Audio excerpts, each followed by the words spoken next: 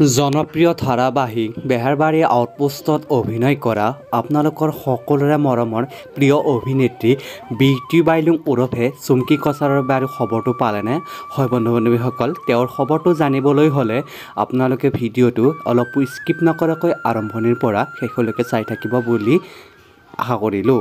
বন্ধু-বান্ধৱীসকল, পোনপ্ৰথমে আপোনালোকক জনাওঁ যে আপোনালোকে যদি আমাৰ চেনেলটো পোনপ্ৰথমবাৰৰ বাবে চাই আছে, প্লিজ চেনেলটো ছাবস্ক্ৰাইব কৰি কাষতে থকা বেল আইকনটো প্ৰেছ কৰি দিবলৈ একেবাৰেই নাপাহৰিব।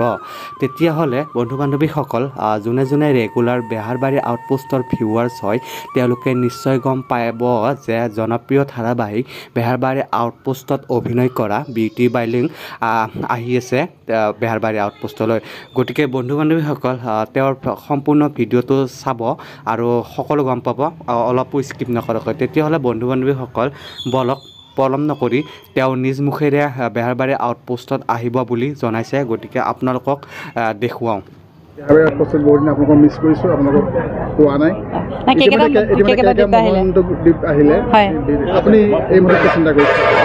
ময়ো খুব সোনকালে যাম।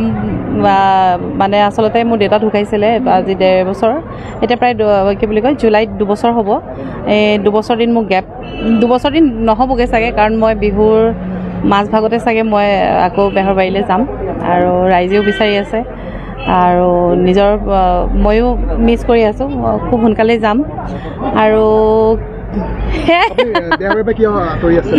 নাই, মোৰ দেউতা হঠাতে অসুস্থ হৈ গৈছিলে, সেইটো কাৰণে মই দেউতাৰ লগত লাগি থাকিলোঁ। তাৰপিছত দেউতা ঢুকালে আৰু যিহেতু আমাৰ ঘৰত মানে দায়িত্ব লোৱা মানুহ মই অকলে, মোৰ ভণ্টি দুজনী, মা, দেউতা ঢুকোৱাৰ পিছত সম্পূৰ্ণ দায়িত্ব মোৰ আগৰ পৰাই বাৰু মোৰ ওপৰতে। তথাপিও সেইখিনি সময়ত মানে চিজিল হ'বলৈ আমাৰ সময় লাগিলে অলপ, যিহেতু দেউতা খুব মানে য়াং আছিলে, 54 এজ হৈছিলেহে তেওঁ।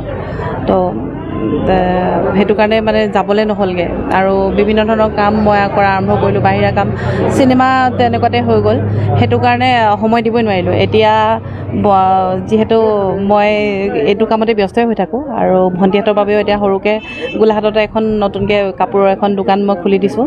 এতিয়া ঘৰৰ টেনশ্যন মৰিছে, এতিয়া নিজৰ কথা মানে অকল নিজলৈ চিন্তা কৰি ইমানখিনি আছিলে জনপ্ৰিয় অভিনেত্ৰী বিউটি বাইলুং ওৰফে চুমকি কছাৰীৰ ভিডিঅ'। যদি ভিডিঅ'টো চাই ভাল লাগে প্লিজ এটা লাইক কৰি দিব আৰু যিমান পাৰে সিমান শ্বেয়াৰ কৰি দিব।